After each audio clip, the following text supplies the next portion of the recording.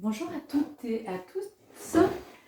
Comme promis, je viens vous raconter l'histoire des 22 arcanes majeurs du tarot de Marseille.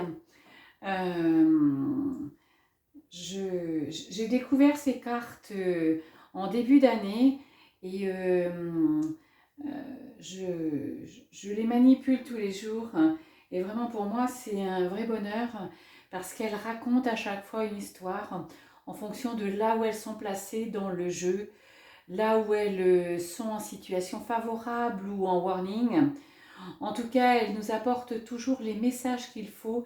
C'est vraiment un outil extraordinaire que je vais vous proposer effectivement dans le cadre du code énergétique de naissance dans quelques temps, où là, grâce à votre date de naissance et à votre heure de naissance, eh bien, vous pourrez connaître votre chemin de vie, vous pourrez connaître pourquoi vous en êtes là, pourquoi vous ne comprenez pas le déroulé de votre vie, pourquoi vous n'aimez pas votre métier, pourquoi vous n'aimez pas la maison où vous habitez. En tout cas, une multitude de réponses qui vont vous apporter que du bonheur. Mais aujourd'hui, j'ai envie de vous raconter l'histoire des 22 arcanes majeurs du tarot de Marseille. Donc, parce que des tarots, il en existe énormément, mais la base du tarot psychologique démarre et s'appuie dans un premier temps sur le tarot de Marseille. Donc, les cartes sont numérotées de 1 à 21 et la 22e est le mat. Elle n'est pas numérotée. On peut la placer à la fin du jeu, à la fin des 21 cartes ou au début. Voilà. C'est une carte de départ. C'est une carte de nouveau départ. Donc, moi, je la place à la fin parce que je la trouve pertinente à ce niveau-là. Eh bien, laissez-vous embarquer par cette belle histoire. Le 1, c'est la carte, l'arcane numéro 1, c'est le battleur. Le battleur, c'est celui qui sait, celui qui apprend, celui qui a appris, celui qui est prêt à démarrer, qui est prêt à décoller. Et pourquoi? Parce que vous voyez sur la carte, la table a 3 pieds et le 4e pied, eh bien, c'est le battleur qui vient maintenir la table. Ça veut dire que vous êtes sûr de vous, que vous avez appris, que vous avez compris, que vous êtes confiant en l'avenir parce que vous avez accumulé tout ce que vous vouliez pour démarrer. Donc vous partez. La 2, c'est la papesse. La papesse, c'est la dame qui est connectée avec le divin, mais qui a accumulé la connaissance, qui sait, qui a une vraie expérience, qui avance avec confiance, qui a appris, mais peut apprendre, peut enseigner, peut guider. Et quand vous avez appris, la 3e carte, eh bien, c'est l'impératrice. L'impératrice, c'est la working girl. C'est là où vous démarrez, c'est là où vous y allez, c'est là où vous ne posez plus de questions. Vous laissez parler votre créativité, vous y allez, vous faites votre impératrice. Vous savez décider, vous savez faire le premier pas, vous n'avez pas peur, vous avez trouvé votre chemin. L'arcane numéro 4, c'est l'empereur. L'empereur, lui aussi, reste focus sur ses objectifs. Il sait où il va, il a de la puissance, pas du pouvoir. Donc, il sait décider, il sait s'arrêter quand il faut, il est toujours là où il faut, mais toujours dans la bonne direction et prêt à faire le pas. Vous voyez sa jambe qui est pliée, hop, est prête à aller de l'avant. Il est toujours prêt à aller de l'avant. Il est puissant, il est déterminé, il est engagé. La 5, c'est le pape. Le pape, c'est la carte des médiums, c'est la carte de la connexion. Vous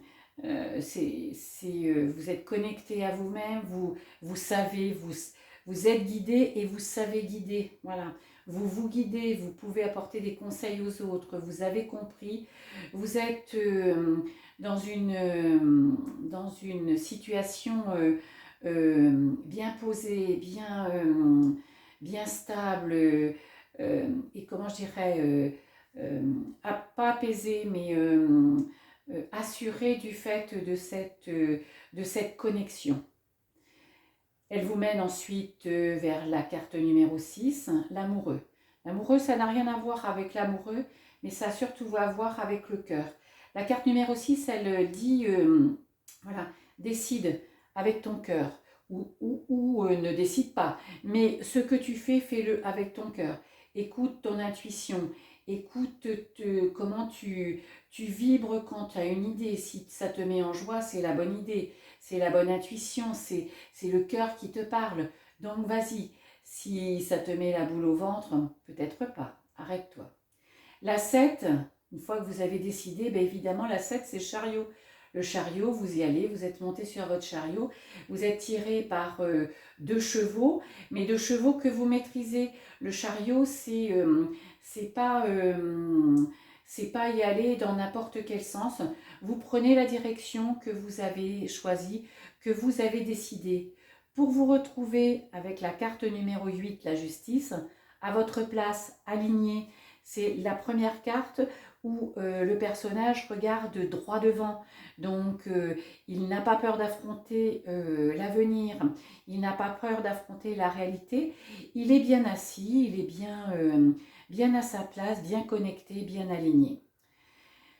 La 9, l'ermite, eh bien l'ermite permet d'avancer avec sa lumière. Vous voyez, il a un petit photophore, il avance, et lui, il avance grâce à toute l'expérience, tout ce qu'il a accumulé de sa vie antérieure, de ses vies antérieures, de son passé, de son expérience, de ses épreuves, de ses réussites, de ses échecs. En tout cas, il s'appuie sur cette vie passée. Il ne la renie pas, il ne l'oublie pas, pas du tout. Il s'en sert pour avancer et pour ne pas réitérer alors je dirais les mêmes erreurs, même si dans la vie on ne fait pas d'erreurs, on ne fait que des expériences. Et ensuite on arrive à la carte numéro 10, la roue de la fortune.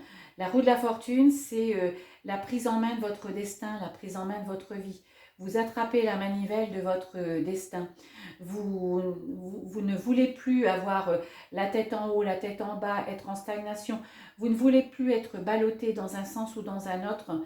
Vous prenez la manivelle, vous l'activez dans le sens que vous souhaitez, au rythme que vous souhaitez, pour avancer comme vous avez envie et là où vous en avez envie.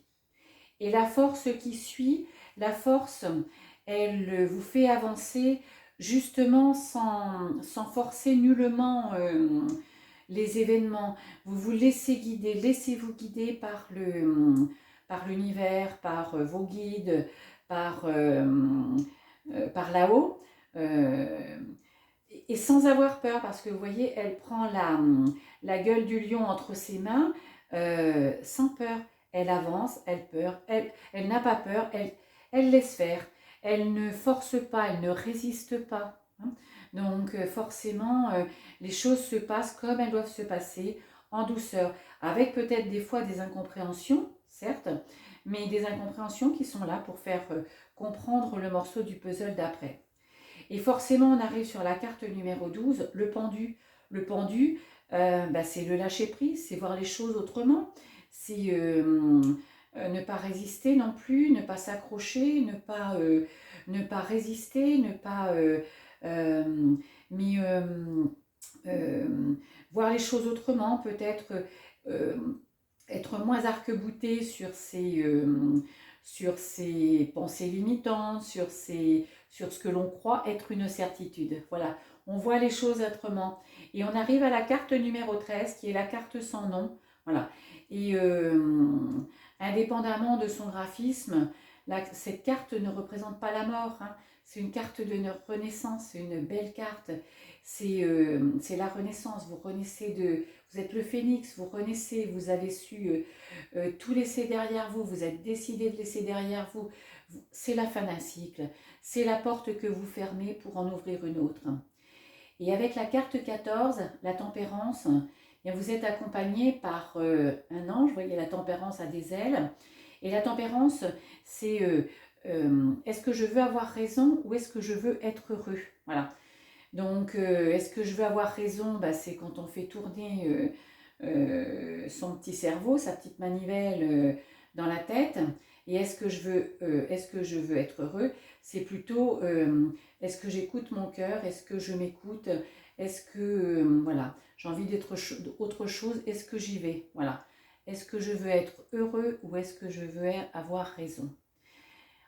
La 15, eh bien, elle vous dit pour faire tout cela, faites votre diablotin, libérez-vous de vos chaînes, de vos emprises, de vos pensées limitantes, de votre environnement, de tout ce que vous n'avez plus besoin. Ne restez pas attaché si vous n'en avez plus envie, si ça ne vous apporte rien. Voilà, lâchez tout. Pour arriver à la maison Dieu, c'est la transformation, c'est se retrouver, c'est revenir vers son âme, se reconnecter à soi-même, revivre en tant que tel.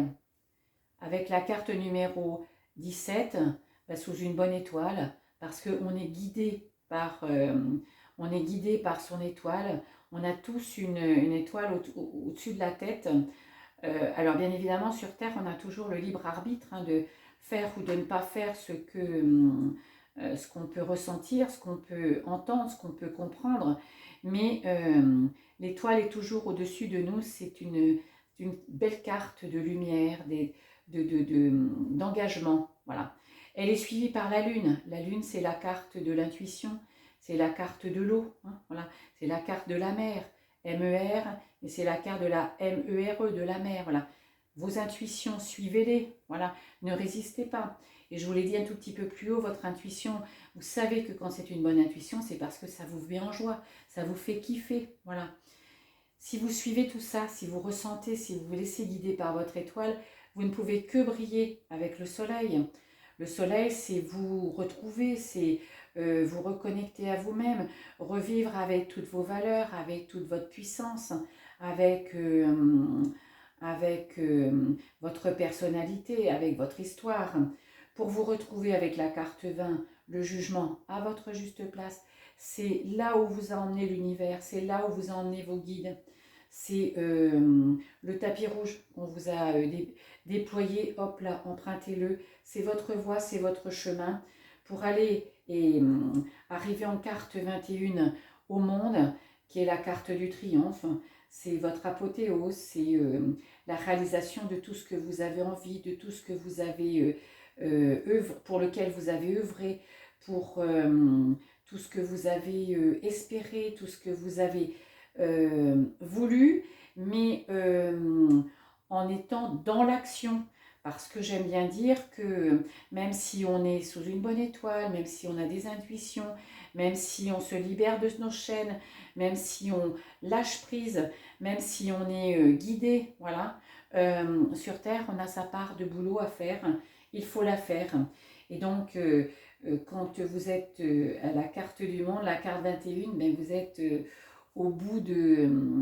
vous avez atteint votre rêve, vous avez atteint ce que vous vouliez. Et vous pouvez, avec le mat, la carte sans numéro, eh bien, avancer sereinement dans votre vie. Vous pouvez y aller. Le mat, il part en plus confiant parce qu'il a juste un petit baluchon. Vous voyez le chien qui lui a déchiré son pantalon, mais il s'en fiche, son petit bâton. Et allons-y, on y va, confiant vers cette nouvelle vie, vers ce nouveau cycle. Voilà. J'espère que vous avez compris, vous avez ressenti la puissance de ces cartes. Et je vous donne rendez-vous pour dans quelques jours. Je vous réaliserai un tirage sur un thème, un tirage général sur un thème précis que je prendrai pour vous montrer ce que les cartes peuvent vous donner comme message et comme elles peuvent vous aider. Eh bien, je vous dis à bientôt. Bye bye!